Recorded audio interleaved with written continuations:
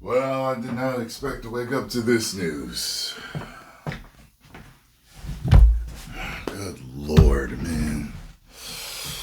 Well, let's see what's going on in the world.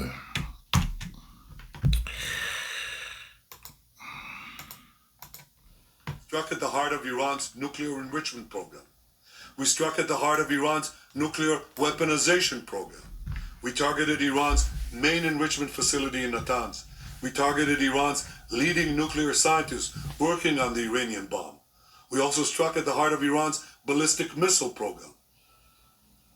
Early this morning, multiple explosions were heard at Iran's Natanz nuclear power facility. Iran this morning says that that site has not been destroyed, although Israel this morning saying that that center has been severely damaged. Other reports that it has been destroyed. So Iranian state media today also saying that 3 military commanders in the Iranian regime were killed, as well as 6 nuclear scientists who were killed. And Iran's ministry issued the following statement saying, quote, the aggressive actions of the Zionist regime against Iran could not have been carried out without the coordination and with the approval of the United States. Thus, the U.S. government, as the main supporter of this regime, will be held responsible for the dangerous consequences of Israel's adventurism.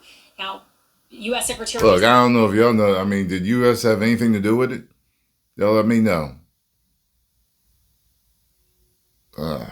State Marco Rubio issued a statement as well saying, quote, we are not involved in strikes against Iran and our top priority is protecting American forces in the region. It was 3 a.m. this morning when sirens blared across the country, waking millions of people. Well, he said we had nothing to do with it, but, you know, I know, you know, so maybe we did, maybe we didn't, but I hope we did not. And if we did not, then they ain't got no reason to be coming after us. You get what I'm saying?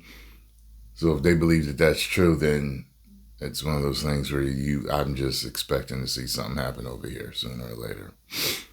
This year, next year. People in Israel telling them to get to shelters. The defense minister declared a special state of emergency after this elaborate strike in anticipation for the Iranian attack that would likely follow. And Israel says that Iran launched 100 drones in retaliation. Jordan says it was able to strike down some of those drones over its Air Force. And Israel says that its Air Force... That's interesting. A couple of people's faces were blurred out there. Did you notice that? Jets were able to take out many of those. Who were they? Before they reached Israeli airspace. Guys, back to you. Alex, any word if those 100 drones made it into Israel, or did the Iron Dome prevent that? So the fighter jets were able to be up in the air and striking down these drones before they entered Israeli airspace. A major sigh of relief for people who, again, woke up at 3 in the morning, rushing to those shelters, waiting for word of when and if it would be safe and whether or not the Iron Dome would be overwhelmed. So we do have a little bit of clarity. As of now, the Home Command has told people they are allowed to go a little further out from their home. They do not need to stay in their shelter or right next to their shelter, but still the streets are empty. People are inside. There is no public gathering allowed today or throughout the coming days, as the IDF warned just about an hour ago that this likely could continue, as again, we are following these new reports of another wave of potential strikes taking place right now in Iran. All right, roger that. Thank you so much. So a lot of people are wondering, what does this mean for the United States? Are we going to get inserted in this war? What about the talks that were going on between the United States and Iran? Had the opportunity to talk with the president this morning. He said it didn't have to go down like this. I wanted peace. I want to be known as the president of peace. This is why I took a whole tour in the Middle East. He has since released a statement, and I really think it goes into the mind of what he was thinking from the very beginning. This is what the president says. I gave Iran a chance after chance to make a deal. I told them in the strongest of words to just do it. But no matter how hard they tried, no matter how close they got, they just couldn't get it done. I told them that it would be much worse than anything they know, anticipated, or were told, that the United States makes the best and the most lethal military equipment anywhere in the world by far, and that Israel has a lot of it with much more to come. And they know. Sounds like a big threat, and that we could get involved. Much more to come, and they know how to use it. So is he going to be giving them weapons or? See, remember when I told y'all that he was on on the campaign talking about how he hasn't gotten us into any new wars. And I told y'all how I was fearful that they would try to force his hand, that certain countries would try to force his hand and like do something that would make him have to get involved in stuff if he won. You know what I'm saying? Know how to use it. Certain Iranian hardliners spoke bravely, but they didn't know what was about to happen. They are all dead now, and it will only get worse. There has already been great death and destruction, but there is still time to make this slaughter, with the next already planned attacks being even more brutal, come to an end. Iran must make a deal before there is nothing left and save what was once known as the Iranian Empire. No more deaths, no more destruction. Just do it before it is too late. God bless you all, Charlie. Yeah. Yeah, it's interesting to listen to the to that statement. There is sort of an arm's length where the president is saying, I've tried to negotiate with both sides, and specifically Iran has not sort of come along.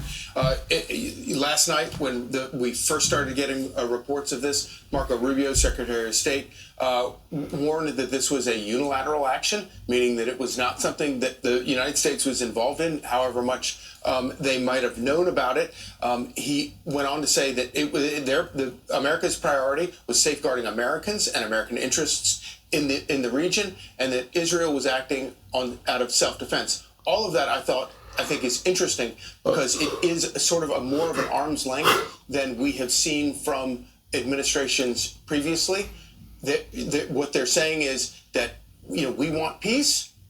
Israel is acting on its own right now. But the problem is, if Iran retaliates against the United States interests, it's going to be a completely different deal. Well, President Trump said CENTCOM is on high alert, and the U.S. will defend itself and Israel if Iran does retaliate.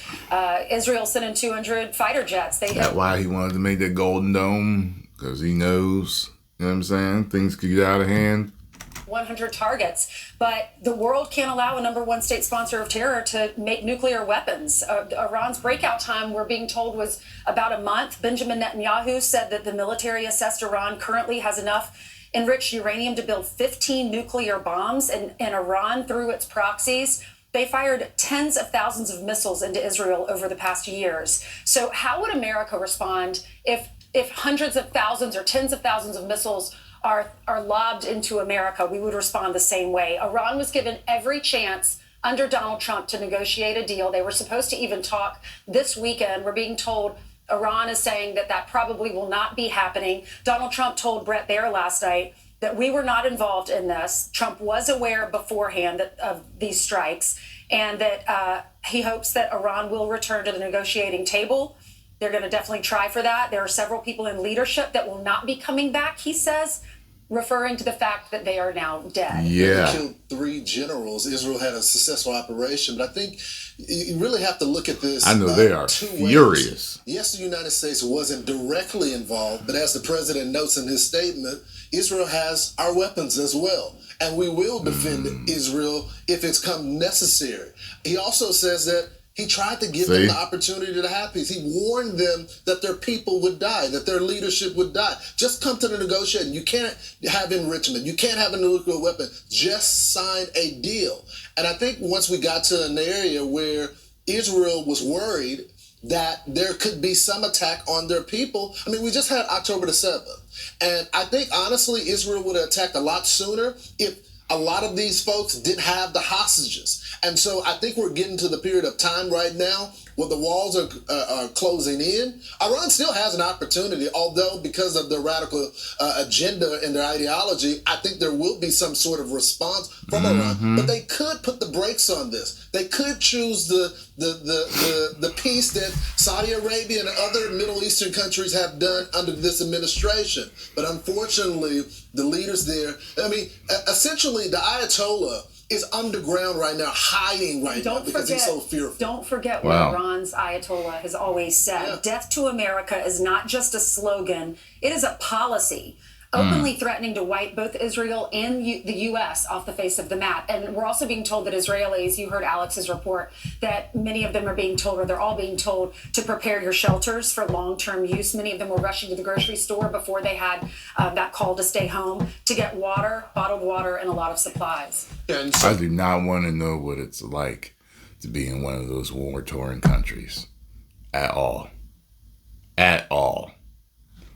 As you pointed out, IDF believes that Iran has the capacity to build as many as 15 nuclear weapons within days. Yeah, they have a matter of days of a ramp up. And so you have to sit here and wonder, this could be, who knows? There have been a lot of cases in the past where Iran has talked a big game and then wound up not being able to match the actions with their words. But if indeed, this is not from just Iran, this is from the IDF, if they are days away from being able to turn that nuclear material into weapons, then we could be looking at days away from a nuclear armed Iran. So the president had a vision for Iran.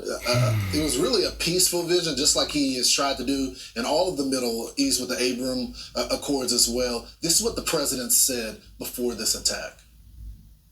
Iran will never have a nuclear weapon.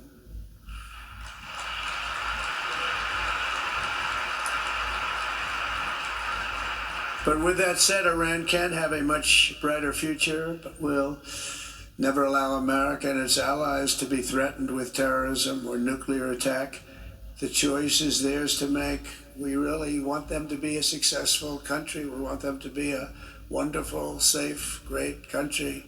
But they cannot have a nuclear weapon. This is an offer that will not last forever.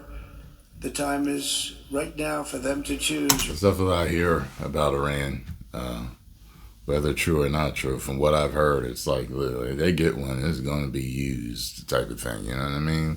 Right now, we don't have a lot of time to wait. Things are happening at a very fast pace. They're happening right here. They're happening at a very fast pace. So they have to make their move right now, one way or the other. Make your move.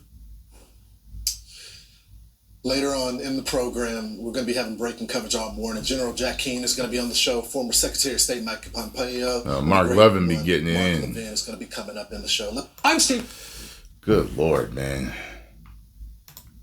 So, what do y'all think is going to happen? Do you think we're going to get involved or not? Some of y'all are way more politically savvy than I am. Y'all know more details. Y'all watch all the news all day. What details am I missing? Help me out. This was sent to me, so I'm speaking on it.